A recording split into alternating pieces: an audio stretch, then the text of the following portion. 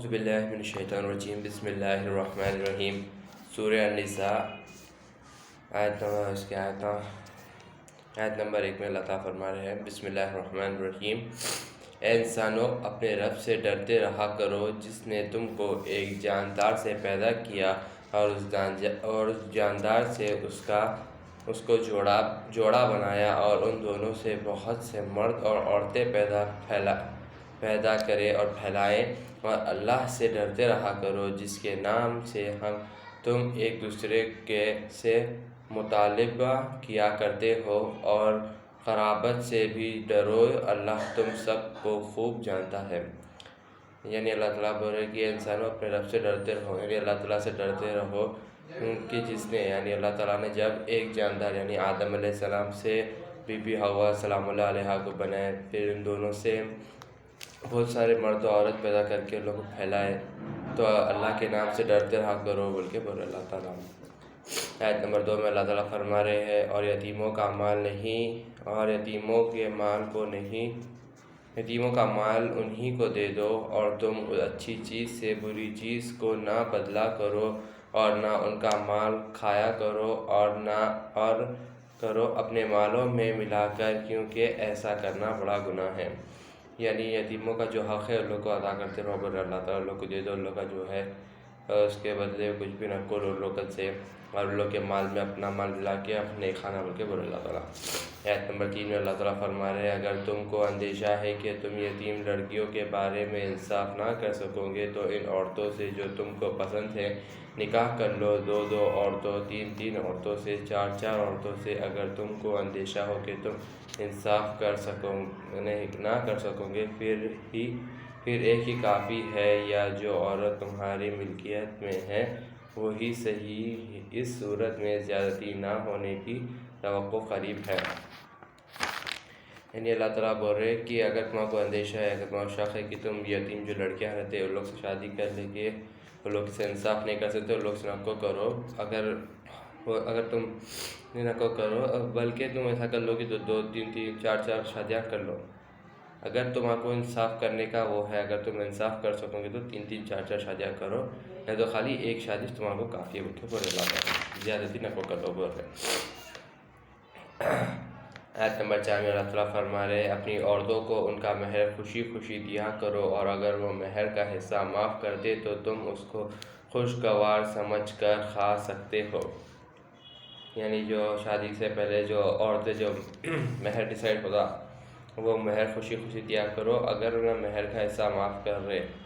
تو جب وہ مہر کے حصے کو تم خوشی کھا سکتے بول کے اللہ تعالیٰ بول رہے۔ آیت نمبر 5 میں اللہ تعالیٰ فرما رہے اور تم نہ سمجھ کو اپنے وہ مال نہ دیا کرو جو اللہ نے تمہارے لیے زندگی کے گزارے کا ذریعہ بنایا ہے، اور مالوں میں ان کو ہلاتے رہو، پہناتے رہو اور ان سے اچھی باتیں کرا کرو۔ یعنی جو نہ سمجھ رہتے، جو مینٹلی پرابلم ہوتے لوگوں، تو لوگ اپنے مال کو دیا کرو، ان لوگ کو رکھاؤ، مطلب ان لوگ کے پاس مال اللہ نے تمہارے کو جو زندگی کو گزارنے کا سے جو مال دیا لوگ کو نہ دیو، ہاں تمہارے مالوں سے لوگ کھلاؤ پلاؤ پہناؤ اور لوگ سے اچھی باتیں کرو۔ آیت نمبر 6 میں اللہ تعالیٰ فرما رہے ہیں اور تم یتیموں کو آزما لیا کرو جہاں تک کہ وہ بالغ ہو جائے۔ یعنی جب یتیموں کے پار ہے تو ان لوگ کو آزمانا، ان لوگ کا نبی خلائی نہیں ہے، ان لوگ کیسا کام کر رہے بول کے اللہ جب تک بالغ نہیں ہو جب تک ان لوگ کو آزماتے رہنا۔ پھر اگر ان میں تم کسی قدر تمیز دیکھو تو ان کے مال پیسے ان کو دے دو، اور ان مالوں کو ضرورت سے زیادہ اٹھا کر اور اس خیال سے کہ یہ بالغ ہو جائے جلدی مت کھا لو، اور جو رچ ہو سو وہ بالکل مال کو اٹھا کے رکھے۔ یہ جو پیسے والے ہیں انہیں یتیموں کے مال کو اٹھا کے رکھے۔ جو عقل مند جو حاجت مند یعنی جو پور ہے وہ تو مناسب مقدار سے کھا لیا کرے، مطلب اگر جو پور ہے اللہ یتیموں کو بھی دیکھ رہے، یتیموں کا بھی خیال، یتیموں کو پال رہے تو اللہ تھوڑا بہت لے کے کھا لینا لوگ کے مال سے، بہت تھوڑا بہت۔ پھر جب ان کے مال ان کے حوالے کرنے لگو تو ان پر گواہ بھی کر لیا کرو، اور اللہ ہی کافی ہے حساب کرنے والا۔ یعنی جب یتیموں کو لوگ کے مال جب واپس کر رہے تو لوگ کے اوپر گواہ رکھ لو بول کے بولے اللہ تعالیٰ۔ آیت نمبر 7 میں اللہ تعالیٰ فرما رہے ہیں مرد اور عورتوں کے لیے بھی حصہ ہے اس چیز میں جو ماں باپ اور قریبی رشتہ دار چھوڑ مرے، خواہ وہ چیز تھوڑی ہو یا بہت، قطعی حصہ مقرر ہے۔ یعنی مرد اور عورت کے لیے حصہ مقرر ہے، جو لوگ کے ماں باپ یا قریبی رشتہ دار جو چھوڑ کے گئے اس میں سے مرد اور عورت سب کا حصہ مقرر ہے، اگر وہ زیادہ ہو یا تھوڑا ہو۔ آیت نمبر 8 میں اللہ تعالیٰ فرما رہے ہیں اور جب تقسیم ترکہ کے وقت، یعنی وارث مطلب جب حصہ بانٹے جب کے وقت دور کے رشتہ داروں، یتیموں اور غریب لوگ موجود ہو تو بالغوں کے حصے میں سے کچھ ان کو بھی دیا کرو اور ان سے اخلاق کے ساتھ بات کیا کرو۔ آیت نمبر 9 میں اللہ تعالیٰ فرما رہے ہیں اور ان کو ڈرانا چاہیے جو اگر اپنے پیچھے چھوٹے بچے چھوڑ مرے، ان کو ان کی فکر ہو سو ان کو اللہ سے ڈرتے رہنا چاہیے اور سیدھی بات کرنی چاہیے۔ یعنی جو یتیموں کو پال رہے ہیں ان لوگ کو یہ سوچنا چاہیے، اگر لوگ کے پیچھے بچے، ان لوگ کے چھوٹے چھوٹے بچے تو نہ سوچنا ان لوگ کے بارے میں کہ کل کے اللہ مر گئے تو چھوٹے بچوں کا کیا ہوتا، تو وہ سوچ کے یتیموں کے ساتھ سیدھے بات کرنا بول کے اللہ تعالیٰ۔ آیت نمبر 10 میں اللہ تعالیٰ فرما رہے ہیں بے شک جو یتیموں کا مال ناحق کھاتے ہیں وہ اپنے پیٹوں میں آگ ہی بھر رہے ہیں اور وہ جلدی آگ میں داخل ہوں گے۔ آیت نمبر 11 میں اللہ تعالیٰ فرما رہے ہیں اللہ تم کو تمہاری اولاد کے بارے میں حکم دیتا ہے۔ کیا حکم دیتا ہے؟ لڑکے کا حصہ 2 لڑکیوں کے حصے کے برابر ہے۔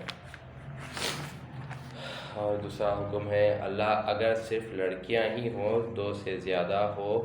تو ان لڑکیوں کو ترکے کا 2/3 یعنی 1/3 حصہ ملے گا، اور اگر ایک ہی لڑکی ہو تو اس کو نصف ترکہ 1/2 حصہ ملے گا، یعنی ایک حصے میں سے آدھا حصہ اس کو ملے گا اور اس کے ماں باپ یعنی ہر ایک کے لیے۔ آیت نمبر اور تیسرا حکم، چوتھا حکم اللہ تعالیٰ فرما رہے میت کے ترکے میں سے چھٹا حصہ 1/6 ہے اگر میت کی کوئی اولاد ہو اور اگر اس میت کی کوئی اولاد نہ ہو۔ یعنی اگر میت کی کوئی اولاد ہے تو اس کو 1/6 کا حصہ ملتا، 1/6 حصہ ملتا اگر اس کی اولاد ہے، اگر کوئی اولاد نہیں ہے تو کچھ بھی نہیں۔ اس کے بعد اللہ کا فرما رہے اور اس کے ماں باپ ہی اس کے وارث ہوں تو اس کی ماں کا 1/3 ہے اگر میت ایک سے زیادہ بھائی ہے بہن ہو۔ اگر اس کے ماں باپ ہے تو اس کی امی کو 1/3 1/3 حصہ ملتا میت کے اگر ماں باپ ہے، یا اس کے بھائی، اگر اس کے میت کے 1 سے زیادہ بھائی ہے یا بہن ہو تو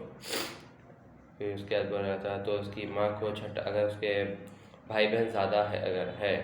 تو اس کی اماں کو 1/6 حصہ ملیں گا۔ یہ تقسیم قرض در اور وصیت کے بعد ہے، تمہارے باپ دادا اور تمہارے بیٹے جو ہے، ہم پورے طور پر جان نہیں سکتے کہ ان میں سے کون سے شخص تم کو نفع پہنچانے میں نزدیک تر ہے، اس لیے اللہ نے اپنی طرف سے یہ حکم دیا ہے، یقیناً اللہ بڑا علم والا اور حکمت والا ہے۔ یعنی یہ جو حصہ ملیں گا یہ اگر میت کی کوئی تقسیم یعنی کوئی قرض ہے وہ ادا کرنے کے بعد اگر میت جو مر گئے انہوں نے کچھ وصیت کر کے گئے تو اس کے بعد یہ جو حصہ ان لوگ کو مقرر ہے وہ حصے میں جو بچے گا وہ حصے میں بانٹ لینا ہے۔ آیت 12 میں اللہ تعالیٰ فرما رہے ہیں جو ترکہ تمہاری بیویاں چھوڑ جائے اس میں تمہارا حصہ 1/2 یعنی 1/2 ہے،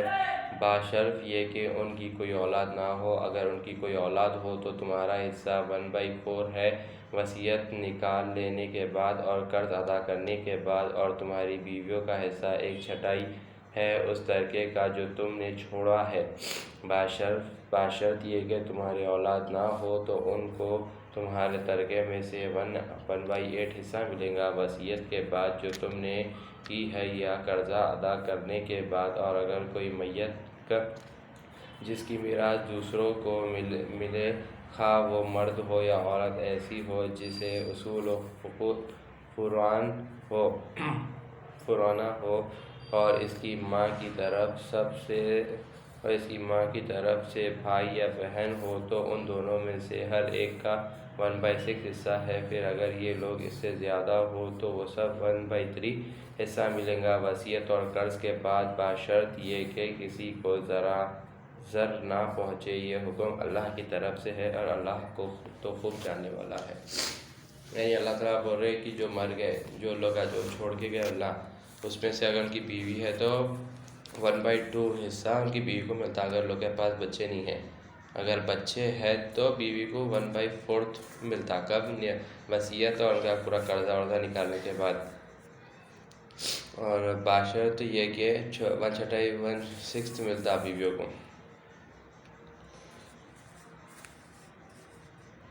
بچوں کا حصہ 1/4 رہتا اور بیوی کو جو پورا نکالنے کے بعد 1/6 حصہ بیوی کا رہتا جو نہ چھوڑ کے جاتے. اور تمہاری اولاد اگر تمہاری اولاد نہیں ہے اور تو 1/8 حصہ ملے گا کس کو؟ اس کے میت کے ماں باپ کو. میت کے ماں باپ کو 1/8 حصہ ملتا. اگر بیوی اولاد نہیں ہے تو 1/8 ملتا. اور ماں کی طرف سے اگر بھائی بہن ہیں میت کے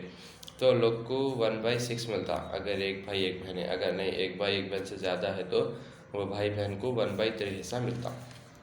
آیت نمبر 13 میں اللہ تعالیٰ فرما رہے یہ سارے احکام اللہ ہی کی حدیں ہیں. جو اللہ کی اور اس کے رسول کی فرما برداری کریں گا اللہ اس کو جنت میں داخل فرمائیں گا جس کے نیچے نہریں بہہ رہی ہے. یہ ہمیشہ ان میں ہی رہیں گے. یہ بڑی زبردست کامیابی ہے. آیت نمبر 14 میں اللہ تعالیٰ فرما رہے ہیں اور جو اللہ اور اس کا رسول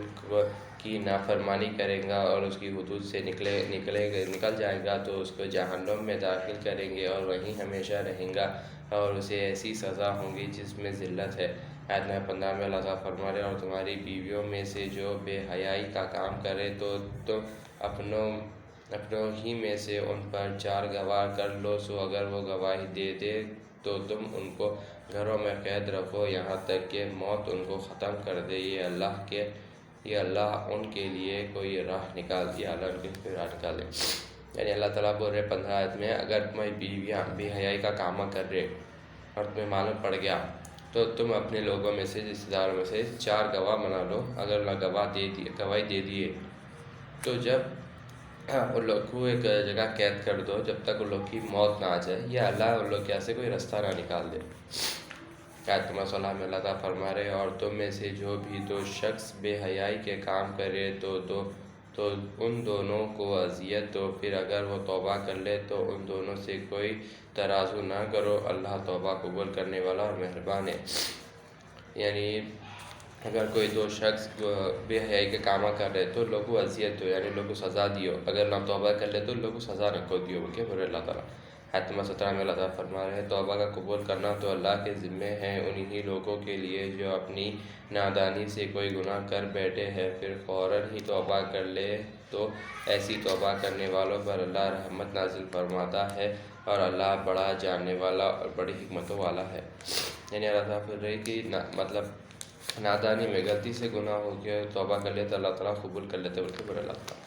آیت نمبر 18 میں اللہ تعالیٰ فرما رہے ہیں اور ایسے لوگوں کی توبہ قبول نہیں ہے جو گناہ کرتے رہتے ہیں یہاں تک کہ جب ان میں کسی کے سامنے موت ہی آ جائے تو کہتے ہیں میں توبہ کرتا ہوں اور نہ توبہ ان کی حقیقی توبہ ہے. اگر جو لوگ کفر کی حالت میں موت آ جاتی ہے ان کے لیے اللہ نے دردناک عذاب دیا رہا ہے. آیت نمبر 19 میں اللہ تعالیٰ فرما رہے اے ایمان والو تم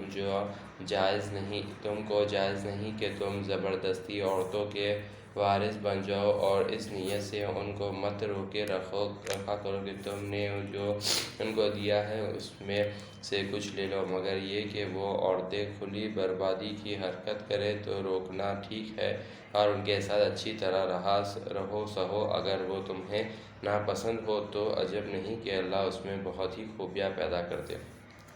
آیت نمبر 20 میں اللہ تعالیٰ فرما رہے اگر تم ایک عورت کو چھوڑ کر دوسری کرنا چاہو تو پہلی عورت کو بہت سا مال دے چکے ہو تو اس میں سے کچھ نہ لینا. اور اگر تم الزام لگا کر اور خلا ظلم کر کے اپنے مال لیتے ہو یعنی اللہ تعالیٰ بولے کہ اگر آپ کو پہلی بیوی کو چھوڑ دینا ہے تو اس سے شادی کرنا ہے مگر فرسٹ وائف کو چھوڑ دینا ہے تو جو بھی آپ فرسٹ وائف کو دیے وہ نئے مانگنا بیوی سے وہ چھوڑ دینا ان کے بولے اللہ تعالیٰ. صدق اللہ العظیم و صدق مولانا رسول الکریم.